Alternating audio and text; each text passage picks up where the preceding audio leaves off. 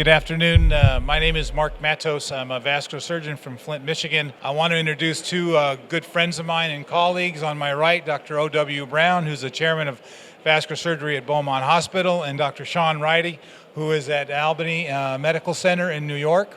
We're going to talk today a little bit about OBLs and the different aspects of it that make it a hot topic in vascular surgery, both in a positive and a negative way. First of all, I want to turn to my left and talk with Sean Roddy because there's been a lot of legal and political ramifications about Medicare cuts and about decreasing reimbursement, and they specifically are targeting OBLs in many ways. And Sean's an expert on this, being in the political arena for many, many years through the SVS. Sean, can you give us some updates? The issues have been through both practice expense and the conversion factor. When we have the Medicare reimbursement formula, both play into it. From a practice expense standpoint, CMS has been reassessing the overhead to do these procedures.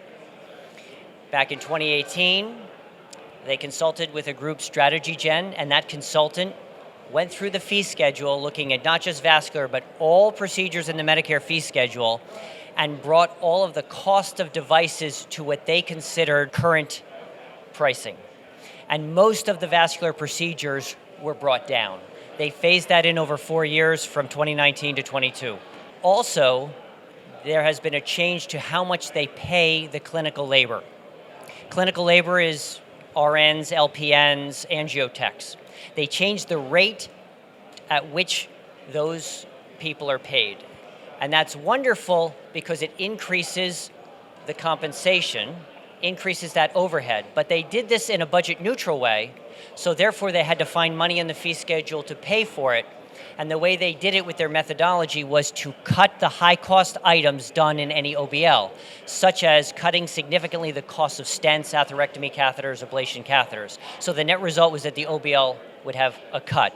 And those cuts are being phased in from 22 to 25. On the flip side, we have the conversion factor. The conversion factor is the cost of one RVU, how much you're paid for that. Back in 2021, the E&M codes, when we see patients in office, those were redefined and revalued. And when that revaluing occurred, it increased payments. So if you see people in the office, we will see an increased income. The downside of that was that it was also done in a budget neutral way, meaning no additional funds were put into the pool. So therefore they had to cut the conversion factor, and that cut was almost 4%.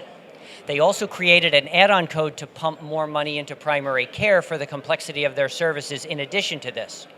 So fortunately, we've had some legislative solutions that have been one-year fixes, and so the 21 cut was patched in full. The 22 cut was patched almost 3% of the 3.8% cut. Now we're facing, in 23, a 4.4% cut in the conversion factor. Sequestration has come in, which is a 2% cut. And PAYGO is set to kick in January 1st with a 4% cut on top of that.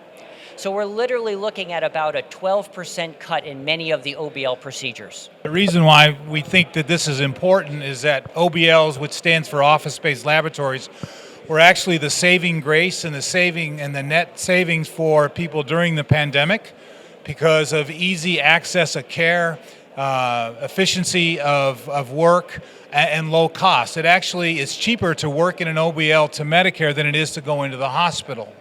And so all of these cuts that Dr. Roddy has talked about potentially is damaging those people who are in OBLs now or plan on creating or developing an OBL later. And so part of that is that it puts a great deal of pressure on those of us who own OBLs. And anytime you have pressure like that financially, it can possibly lead to negative aspects of bringing patients in and trying to maybe do more than what they're supposed to be doing, and that can lead to legal issues. And my person on the right, Dr. Brown, is both MD and JD. Would want to talk a little bit about those kinds of issues in an OBL in terms of legal aspects, financial irregularities, and those things that could damage an OBL. Well, thanks, Mark. Unfortunately, like in many professions, there are those who will abuse the profession and they will abuse the system. And what has happened is that now we have uncovered several physicians, and many around the country, who have abused this system. And they are the ones who gather the press. So unfortunately, they are lumped together with every OBL. The greatest problem with the OBLs in terms of a legal standpoint is oversight and making sure that the right thing is being done in these OBLs. We're all very aware of the quality assurance programs that exist in our hospitals, but unfortunately for OBLs, there are no quality assurance programs. Yes, the SVS, the Society of Vascular Surgery, has come up with programs and they are accrediting them. But as we know, these are oftentimes not sufficient enough for the public. They want to make sure that what they are having done is in fact necessary. Just like in the hospital, in an OBL, you need to be very meticulous about your documentation. Simple statements like leg pain and then going ahead and doing multiple procedures is insufficient. And these are the things that are showing up as red flags to people who are reviewing these things. In addition, multiple procedures done within a very short period of time, again, are triggering review of these kinds of patients. And again, the use of new technologies. And as you know, although it's not within the scope of this discussion, atherectomy has become a huge focus of this, and that it does have a higher reimbursement, and it's been demonstrated that there are certain individuals who are in fact abusing atherectomy. I guess what I would sort of like to get back to, Mark, in general, is who should be done in an OBL? Should every vascular procedure be done in an OBL? Or are there certain patients that really should be done in the hospital? So I think the part of the job as vascular surgeons is to be able to discriminate between who and who should not be done in an OBL. For example, in my experience, patients who have severe cardiovascular pulmonary risks should not be done in an OBL because that's going to increase their risk for having a complication. People who are excessively overweight, maybe more than 500 pounds, they'll have complications related to that weight, and they should not be done in an OBL. But for the most part, we do hemodialysis access patients. We do patients with critical limb ischemia who don't have active infections. We do patients who have lifestyle-limiting claudication after they've had appropriate medical therapy. We tend not to do, at least in our OBL, and I'll talk with Sean in here in a minute, is that we don't do mesenteric revascularization in the OBL. We don't place filters in the OBL, but we can remove them. We limit our access to doing carotid disease evaluation in the OBL. We almost never do that except as it relates to a dialysis graft in both arms. Those are some of the patients that we do not use in our OBL.